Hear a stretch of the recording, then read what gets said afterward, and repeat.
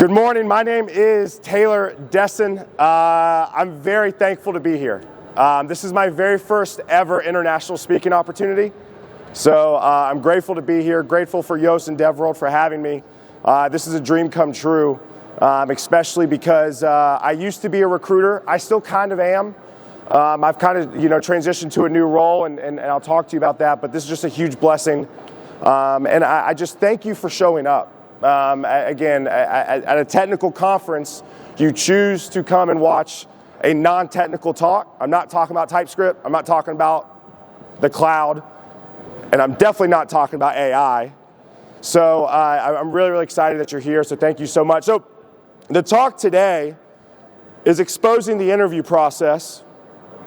But I'm changing it up a little bit because I'm going to talk about the job search process as a whole. We are going to talk about the interview process. That's incredibly important. It's a part of the job search. But right now in my line of work, dealing with engineers across the globe, there is just a level, I would say, of hopelessness. There is a lot of uncertainty. There's a lot of, hey, I don't know where to get started. And so what my goal today is encourage you all, as we progress through this next hour together, to encourage you all to say, hey, it's okay. I want to give you some of the building blocks, some of the fundamentals to kick off your job search. And hey, if you're here and you're like, hey, I have a sweet job, I'm not looking, that's fine too. But I still want to give you the tools to be successful in your job search. A little bit about me. Again, my name is Taylor Desseyn. I've been in the engineering world now for 13 years. I used to recruit when .NET Web Forms was hot. And then I recruited when React came out. You could use to spell React and you could get a job. I've been there. So it's been really cool to see the progression of the internet. And I've recruited engineers. I've probably placed over 1,000 engineers in my career in new jobs. I've also helped scale engineering teams, probably 400 or 500 engineering teams at this point in my career. I do not code, but I do know how to work with engineering leaders to hire, and I do know how to guide developers through the job search process. So that's what this goal is. That's what my goal is here today, again, to give you the fundamentals. Another thing I want to highlight too is tort. You're probably like, hey, what's tort, right? Anybody in here know who Randstad is? Raise their hand. A few of y'all? Yeah, we got to do better marketing. There's like 6 of y'all that know us. So Randstad, they're one of the world's largest staffing companies. They recently bought Torque last year. So Torque is kind of a 3-sided situation. We specialize, ideally, right now, in LATAM talent. So we have a ton of engineers. We have over 30,000 engineers in South America and Mexico. But that is quickly changing with the purchase that Randstad bought us. Also, another thing, too, we are community-first jobs platform. So we help people get jobs. If you scan this code, this takes you to our website. Please sign up. Basically, the way it works is, whether you have a job, whether you need a job right now, we still would love to have you part of the community. My job is to make sure you all get involved. That's my job. So right now, with the purchase of Randstad, have over 400,000 engineers on our platform. And my job is to make everybody feel at home. And then finally, we do have a search and match tool. This is important to y'all, but we actually do help match talent faster than most staffing companies. And I can say that confidently because I've been in the industry for 13 years. So we're going to kick off now to the first thing. Let's talk about the resume. I'm going to be honest with you. Most of y'all's resumes suck really bad. Y'all know how to write a resume. It's awful. This is the number one thing to kick off your job search, right? So let's kind of highlight a few things, right? Professional summary. Most of y'all just have a bunch of jibber jabber at the top of your resume. And it's awful. It doesn't tell a story. You have to understand something. Your resume is the first thing that employers see, and it crafts a narrative. So at the very top of your resume, the very top third of your resume, I need specific skills, what you've done, how many years of experience. I've done TypeScript for 3 years. I've done Cloud AWS for 2 years. I've done .NET web development now for 10 years, right? I need specifics. And this goes to the next thing. Most recruiters like myself, not anymore, but most recruiters just Control F search. If you do not have the technical skills on your resume, we will not call you. We're not going to call you.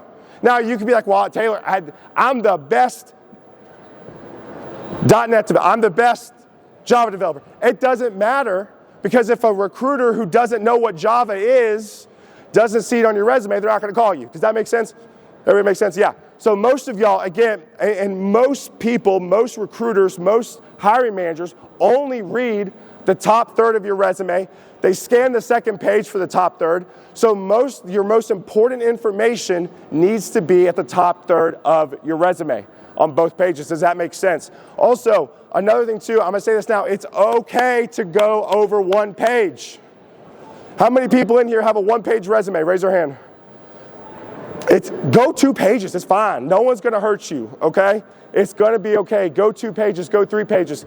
Because at the end of the day, most of y'all do not know how to communicate properly to get the information to get hired, right? It's okay to go 2 pages, it's okay to go 3 pages. Another thing that no one does, tell me what you've actually done. Tell me what you've actually accomplished. Most of y'all are just giving me laundry lists. It's almost like your wife telling you to do things. I did the laundry, I did the dishes, I did this. Most of your resume just is task-oriented. I need key, specific things you have done and get as quantitative as possible. I transformed an app using this technology and this technology that allowed the company to make this amount of revenue. Or this amount of users worked on this platform because of my contributions.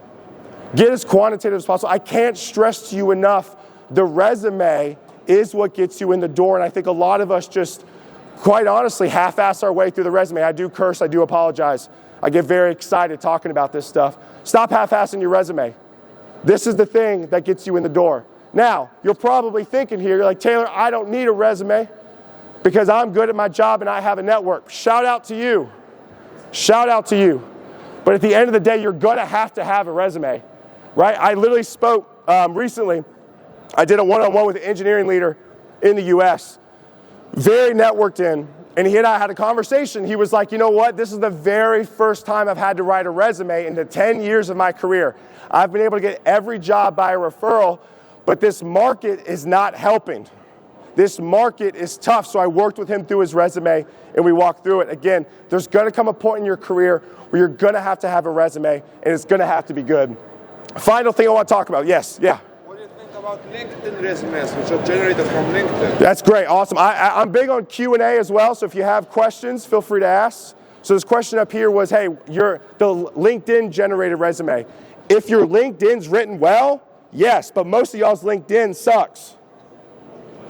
So if you have all of the things I listed, I'm fine with that. But at the end of the day, it doesn't usually happen, right? So your LinkedIn, if you want to go with your LinkedIn, use that.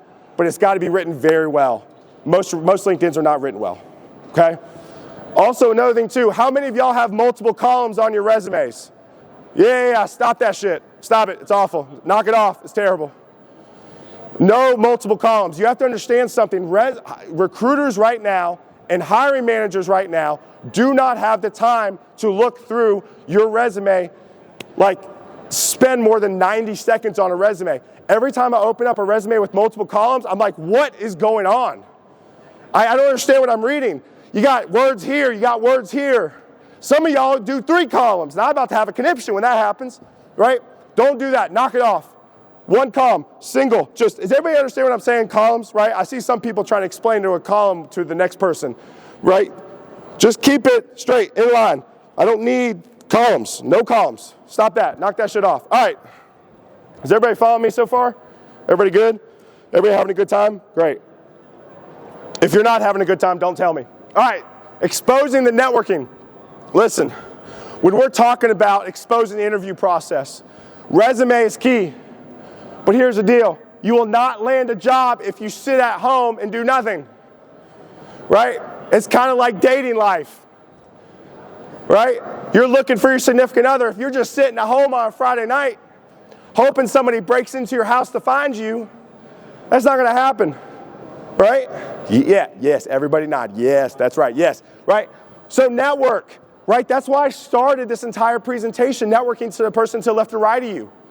Literally, I've done that exercise multiple times at conferences. I've had multiple people find people that live in their hometown. I've had people start meetups because of that exercise in the beginning. Everybody here wants to be talked to. That's why they're here. Does anybody here not want to be talked to? Raise their hand. One guy in the back. Other than that, look around. Nobody does not want to be talked to, so network with them. You have to understand something. You are one conversation away from changing your career. One. Right? Let me put it in perspective. The job I have now, 7 years ago, I volunteered to speak at a boot camp.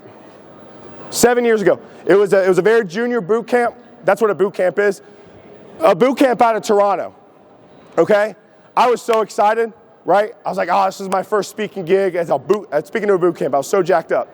Spoke to it. So 7 years later, I get this job at Tort. And I asked my manager, I'm like, hey man, how did you, because he told me he was following me on Twitter, right? We'll get to social media in a second, the power of social media, your job search. And my manager was like, yeah, so-and-so introduced me, or like so-and-so told me about you. And that person was the person that invited me to speak at the boot camp 7 years ago. You have to understand something. Network compounds. I was at a meetup. I landed in Amsterdam on a Tuesday. I went directly to a meetup Tuesday night. And somebody said something that was very profound, is that networking compounds, right? Like, for example, I went to that networking session. Somebody there introduced me to another person that I had lunch with yesterday in Amsterdam, right? Mind you, I don't know anybody here. This is my first time in Amsterdam. By the way, Amsterdam's awesome. I love Amsterdam, for the record. This is my first time here, and I had a lunch, I had a meetup, all because people introduced me, right? One of the things I want to get to right here, this right here, this. People genuinely want to help. They genuinely want to help right now. Listen, the market, the hiring, it's not good, right? I'm not a specialist in Europe, right? I don't really quite know what the market's looking like right now in Europe. Is it good? No, and a lot of people are going no. They're going like this, right? So, network. Right now, the biggest question is, Taylor, I don't know what to say, right? I feel weird sliding into people's DMs, right? I met my wife sliding into her DMs, right? It's weird, it's uncomfortable, right? But here's the deal. Message that person and try to get to know them. People love to hear themselves talk. Why do you think I speak? I love to hear myself talk, right? So ask them, hey, what do you do? Where do you work? Right? In the DMs, hey, would love to learn about your company. I would love to learn about your career. Right? Hop on a phone call. Hop on a Zoom call. If they're too busy, just go back and forth in the DMs. Right? It's incredibly important. Which goes back to my second thing. By the way, I like low-key have ADD, so I'm all over the place, so bear with me here. But the second bullet point, LinkedIn is the most powerful networking tool. LinkedIn is the most powerful networking tool right now. Anybody in here like using LinkedIn, like truly using LinkedIn to network, raise your hand. That's actually a lot better than it usually is. Right? I'm proud of you all. Very, very proud. Y'all all get gold stars. See me afterwards, right? You have to use LinkedIn. Now, you're probably like, Taylor, I don't know how to use it. There's 3 ways to use LinkedIn. Ready? If you're the type that likes to write things down, here are 3 ways to use LinkedIn to optimize your career. First off, document what you're learning. Document. What I would do every single talk you go to at this conference, write a post on LinkedIn every day about one talk you went to and what you learned, and tag that person. The way LinkedIn works is if you tag me on a post, my followers see it. Let me say that again. If you write a blog post about my talk and what you learned about my talk, my 26,000 followers will see it.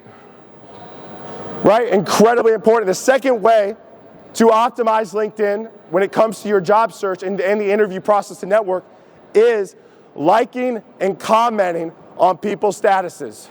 Right? I will tell you this, I would not be able to be at where I'm at right now in my career if I did not like and comment day after day after day. Right? Because listen, there's some of you that are not here. I don't know any of y'all really. Well, I know a few of y'all. He works with me, but that doesn't count. But I know so many people. I've become such good friends with people online I've never met in person. How many people in here have a friend that they've made online? Right? Instagram, Facebook, right? Yeah. Why don't we do that for our career? Right? We're so comfortable sharing what we ate last night on Instagram or Facebook, but yet we don't want to post about our professional accomplishments. We're backwards, folks. If you can literally delete Instagram off your phone, delete Facebook, delete whatever you use the most, and double down on LinkedIn, I promise you, your career will change. I firmly believe that if you are looking for something great to happen in your career, if you post 90 days in a row, something will happen. Something will happen great. You'll get invited to a conference. You'll get invited to speak at a virtual thing. You will be able to maybe find a job off of it. I'm telling you, I've done it. It works. And I have other people in my network that are actively doing it right now, and they are finding jobs because of it. And I'm only up here able to say this confidently because I've seen it happen time and time again. Next thing, everybody know the similar connections feature on LinkedIn? Incredibly important. I went to dinner last night. I threw a speaker dinner last night for some speakers. And there was one individual at the dinner. I did not know her. But we had a ton of similar connections. And we hit it off immediately. Hey, do you know so-and-so? Hey, do you know so-and-so? Right? It's such an underrated feature. So make sure you look at that before you message somebody. Y'all could have somebody in common, right? Networking is about finding commonality. And we'll get to the interview process here in a second. Because the interview, most of y'all suck at interviewing, and that's okay. But we'll get to that, right? Another thing, go for the ask. Go for the ask. How many people in here have gone for the ask in their career? Asked for a job, asked for a consulting opportunity, asked for a raise. Anybody? Did it work out or not?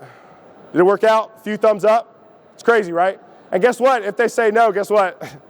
You're back to where you're at, right? Like one thing I've started to do is I started to go for the ask. I have a podcast. I started to DM a bunch of people that are way above my pay grade. All of them say yes. All of them say yes, right? And usually if they can't help you, a lot of times they redirect you to somebody who can help, right? So again, go for the ask. Also, I've never spoken in a sweatshirt. This is a bad idea. I'm sweating like crazy right now. One conversation a day. I think, I've had this conversation a lot with individuals. They're like, Taylor, all this sounds great, but it's exhausting. Everything you're saying is exhausting. It sounds so much. Please, if there's one thing that you want me to do, what is it? One conversation a day. That's it. One conversation with a stranger in your network. Or maybe a connection that you've made recently. One conversation. That's it. That's all I want you to do. It could be a text message. Hey, Susan. It's been a minute. Hope you and the kids are doing well. What you up to? Nothing. Just working at Google. That's awesome. You got any exciting, fun projects coming up at Google? Yeah, we got this cloud project coming up. We're actually looking for some people that we need. Oh, that's great. I've been working with GCP for the last 6 months, 12 months. Oh, great. Okay, well, maybe we should talk. Boom, interview. It's that simple. Hey, how you doing? How's the kids? Right, what you been up to? How's work? What you working on? Everybody loves to talk what they're working on. If I went up to any one of y'all and go, hey, what you working on? You would start talking. Right, because people are typically passionate about what they're working on. And if you're not, find another job. All right, next thing.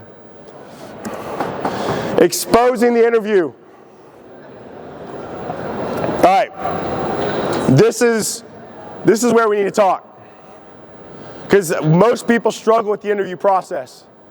Also, it makes me happy people are taking pictures of my slides. I never do slides. This is like the first time I've ever done slides. So thank you. You're affirming me. Appreciate it. Find commonalities.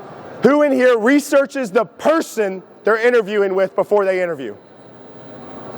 Cool.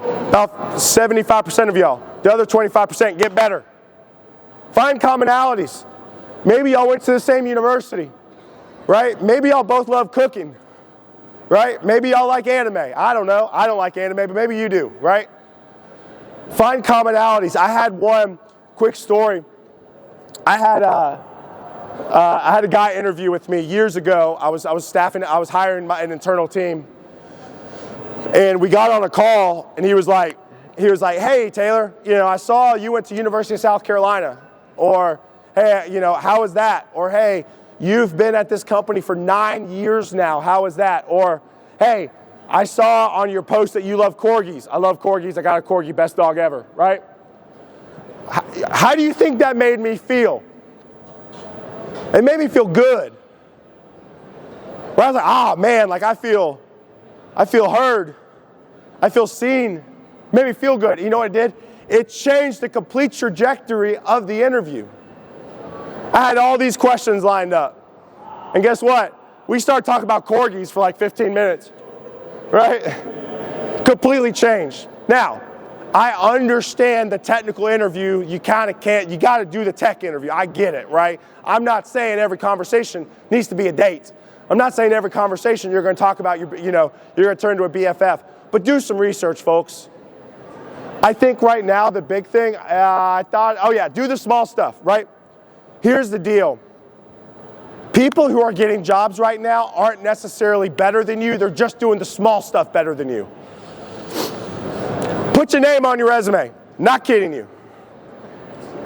Put your name on your resume. Make sure it's the correct phone number. Make sure there's an email. Y'all are joking. Y'all are giggling. I see some of y'all giggling. Some of y'all aren't. Some of y'all need to wake up. Let's go. Just the details. If I try to call you, and I've done it multiple times, and you have the wrong number, all right, moving on. I'm sure you've been there. Yeah, you've been there. Yeah, Ronstadt over there, he gets it, right? Do the small stuff. When it comes, another thing too that I love to do, did I put that on here? I didn't put this on here yet. I think it's on the next one, but we'll still touch on it. Like, send a follow-up message. Who in here sends a follow-up thank you note on LinkedIn after the interview? All right, not many of y'all. You do a lot. Probably good on you. You do a lot of good things. Raise your hand all the time. I love it. Right? So like do it like the small things, right? Try to get in front of them as much as possible. Next thing, figure out the problem they're trying to solve. I've done a ton of interviews. I've tried to figure out why they're hiring. How many people have gone through an interview process and have no idea what the company's trying to do? A few of y'all? Yeah. That's good. It must be really good over here in Europe because every interview except the last one I've been through, I had no idea what they were trying to hire for. Right? I had to try to figure it out. Prime example, last company I was at, I was like, hey, what are you guys looking for? They're like, well, we're kind of looking for a salesperson. I said, great, I do that. And I was like, do you guys do social media? They're like, no, we don't do that. So do you guys do community building? Do you guys go to conferences? They're like, no, we don't do that. I was like, do you guys do, what else? Do you guys do do you have a podcast? Like, do you guys do anything like that? They're like, no, we don't do that. Right? So then what was my next interview? My next interview was like, bang, bang, bang, bang. Like I had a one-pager. Where is that? With the one page, this thing right here. One pager. Right? So what I did is I learned what they were hiring for on the first call. And then the second call, I had a document in front of me of specific things I wanted to talk about. Listen, one of the things right now with AI and interviewing, it's definitely interesting, right? It's changing the game of the interview.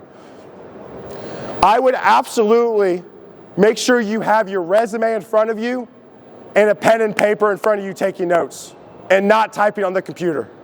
I've talked to multiple engineering leaders that they say it's distracting, and now with the use of AI, they think you're cheating if you're taking notes while you're typing during the interview, right? Give or take, but that's what I've heard. So make sure you have stuff prepared. If you are interviewing for a team lead role, make sure you have it written out, specific team lead things that you have done and you have been successful at.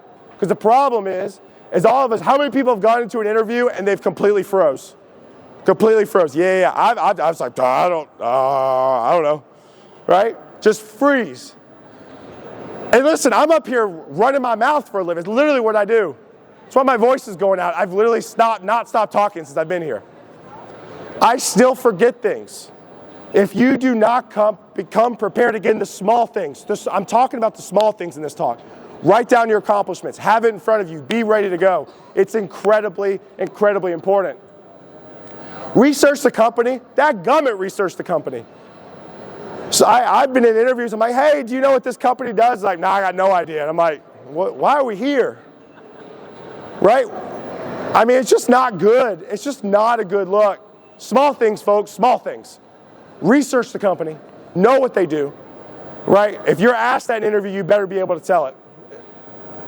Turn the interview into a conversation, like I said. Already discussed that. One pager, got that. Cool. We good? We still following? We still tracking? Everybody vibing? Great. All right, I do want to go from a follow-up perspective. I think this is incredibly important. Who in here feels like they have a good follow-up game? Raise their hand. There you go. Like 3 of y'all raised your hand. 3 of y'all. If there's one thing I could stress in this talk, follow up. Follow up. Set reminders. Set to-do lists. Do something. Because I will tell you this,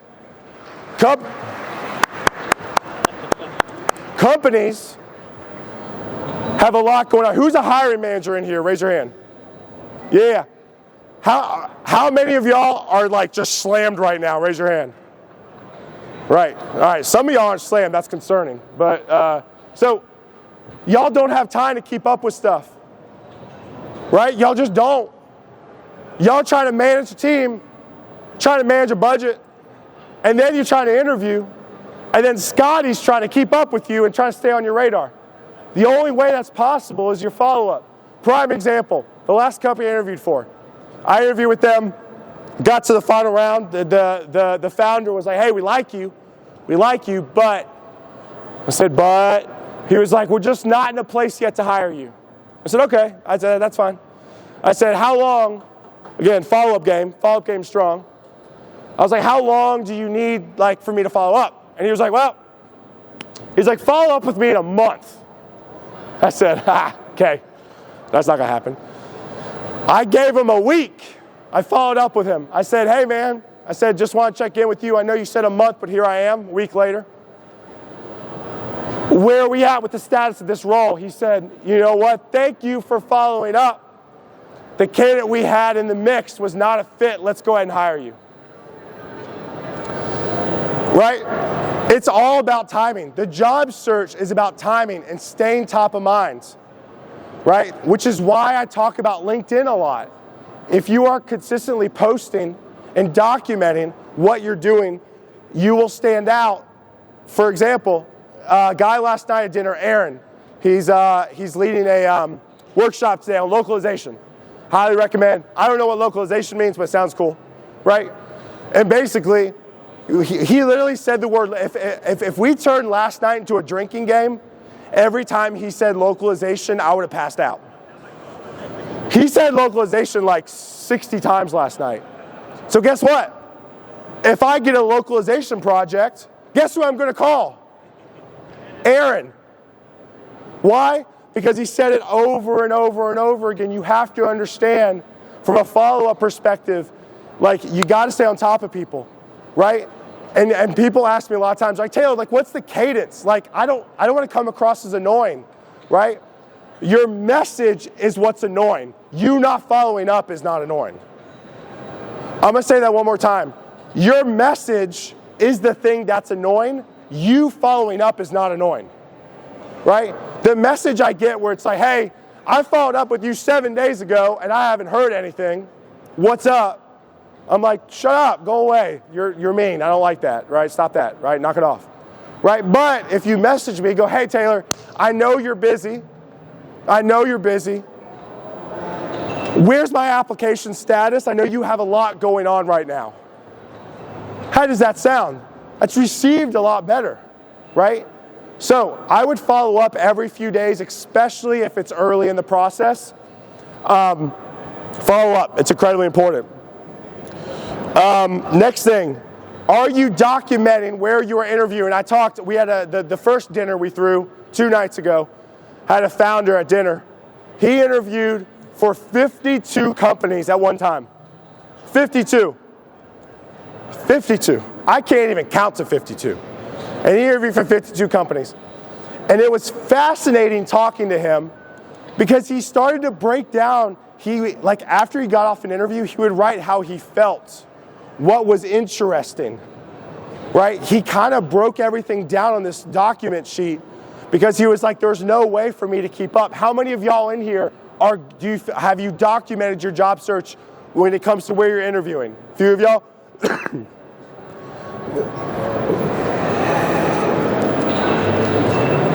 It's incredibly important. It's incredibly important. Next thing, the notes section of LinkedIn. When you connect with somebody, you can send a note. I think I've already talked about that, but does everybody know what I'm talking about? Send a note when you connect with somebody. Is everybody aware of that? Yeah? All right, either I'm getting really boring or you have no idea what I'm talking about. So leverage the notes section, right? I would love to connect with you. Send me a note. Hey, Taylor, saw you speak. You were great, or you weren't funny. My wife tells me I'm not funny. That's okay, I can take it. Right? But like, I need to know where you're connecting from, because you have to understand something. If you connect with somebody on LinkedIn and do not send a note, the invite just like goes away. It just like disappears. And I have no idea, like I got no idea where you went. Like it's like there's Brian Smith, connect, poof, it's gone. If you send a note to a person, it pops up top of their inbox. Top of their inbox. So if you're trying to network, if you're trying to connect, if you're trying to send thank you notes to people, use the notes section. Hey, Sally, thank you again for the conversation today. It was great. I had an absolute blast. I love it. Let's follow up soon. Send. When Sally logs on to LinkedIn the next day, she accepts your invite. That message goes to the top of her inbox. All that makes sense? It's incredibly important. I will tell you this. If you are not having success in your interview process and not getting a job, I would argue that your follow-up game sucks. 90% of, I just made that up, I'm gonna be honest with you, I don't know, 90% sounds like a good number. 90% of your job search is based on your follow-up. If you interview, I had one girl that I was talking to, it was a few years ago. I said, hey, like, what's your follow-up game like? Like, what are you doing to follow up? She was like, oh, I don't want to annoy people, so I haven't been following up. I was like, what? You said what? She goes, yeah, like, I sent an application and I just let it go. Or I talk to one person, and if they don't follow up with me, I don't want to annoy them. I'm just gonna let them go. Folks, you are missing so many consulting projects. You are missing so many job opportunities. I would argue you're missing out on raises internally. Everybody is so busy. One thing that I've realized because of COVID is that everybody is slammed. Everybody took on another amount of work. Like, who in here is busier now than they were before COVID? I am. Yeah, most of us. No one has time to do anything. So you have to stay on top of people, and it's okay. I tell people, hit me up 7-8 times. Doesn't bother me. It does not bother me. Most people, and listen, if people annoy you, they'll finally say something, right? So again, incredibly important. I want to go back, as we kind of wrap up here in the last 10 minutes or so, I do want to go back to the networking side, because I feel like I went over this too fast. You have to understand something, and I'm going to reiterate it again. You're just one conversation away, folks. One conversation away. Right? Be intentional. Ask questions. Be curious. Right? If I were you, one of the strategies that I would do on LinkedIn is I would try to connect with every single speaker at every conference you go to and send them a note. Another tip I would do too for the rest of today, create content for the speaker. If you're on Twitter or Blue Sky or LinkedIn, create content for the person. Take notes on my talk. If you take notes on my talk and post about it, I'm going to retweet you. And you're going to become my BFF. Right? You have to understand something. When you create for others, when you document for others, when you take notes for others, especially at a conference like this, right? If you go to Aaron's global localization talk today and you document it and you post about it on LinkedIn and tag him, you can go for the ask. Does that make sense? So let's say right now, if you post on LinkedIn about my talk today, and I see it and I like it, and then you message me and go, hey, I would love to talk to you about my job search. One, I'll say, sneaky, you listen to me. But then also, two, I'm going to respond to you. Why? Because you gave back something. Right? So that's another great networking tip. Let me ask you this. How many people are involved in a local meetup? Local meetup, raise your hand. Not a lot of y'all. I had lunch with an individual yesterday. He's in the AI space. I feel like everybody's in the AI space these days. And he has a really, really solid meetup. And I was like, man, like, how have you gotten projects? How have you gotten jobs? He goes, my meetup. Mass applying does not work.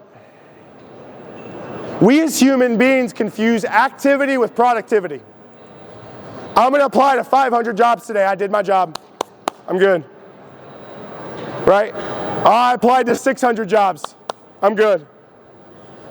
The problem is none of that works. It just doesn't.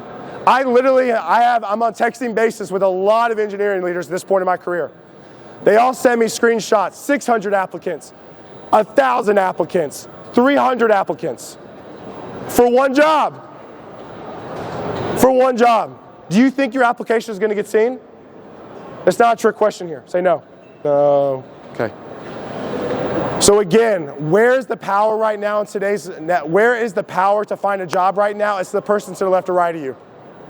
It's the person to the front or back of you. We as human beings are not meant to go through this life alone. And I know I'm kind of rambling here, but again, I want to encourage y'all that the job market is changing. I'm not even going to get into where it's going with AI, right? I think the human connection is more powerful and carries more weight now than it ever has in the 13 years I've been recruiting. I talk with engineering managers all the time because I want to staff their teams, right? I messaged them, I was like, hey, I saw you have a staff engineer, would love to help you find a job, or would love to help fill that job. And my buddy gets back to me, he goes, hey, I got 15 referrals. 15 referrals before even looking at the 300 job postings they get. Right? So again, the power of the human connection is huge, and I can't stress that enough. I can't stress that enough. And finally, when it comes to interviewing, because this is the thing, do the small stuff. Be aware, be intentional. Change some things on your resume. Right? When you apply to a job and they need tech lead experience with this certain skill set, and your resume does not have tech lead on it and that certain skill set, you will not get called. You will not. So that's what I'm saying. You have to be intentional right now. If you are sleepwalking through your job search, or you are sleepwalking through your career, and you think like something great's going to happen because of it, it's not. It's not. Going to conferences like this, putting yourself out there are the ways to stand out. I will tell you this. I help a lot of junior developers kind of at scale. And I encourage these junior developers to have like coffee chats, to build in public, right? I mean, it's another thing I'm really big on is build in public. I can give another talk on the power of building in public. And every junior developer that I know that is putting themselves out there time and time again, online, posting on LinkedIn, having coffee chats with on LinkedIn, documenting on LinkedIn, they're finding jobs. You know, people ask me all the time, they're like, Taylor, how's the market? I'm like, the market sucks for the people who are just half-assing it. There's just no other way to say it. The market sucks for people who are half-assing it. The people who care, the people who want to do the extra mile, the people who want to put the correct name on their resume, the people who want to put the correct email, the people who want to have a coffee chat, the people who want to show up at a meetup, the people who want to actually have meaningful conversations at this conference instead of just sleepwalking through this whole thing that most of y'all are going to do, are the ones not standing out. So again, as we wrap up here, probably because my voice is about to go out, but also too, 40 minutes is enough to hear anybody talk. I encourage y'all, just go for the ask. Be different. I encourage y'all to just do something out of your comfort zone today, because I promise you it will absolutely transform your career. Thank y'all for coming out. Appreciate it.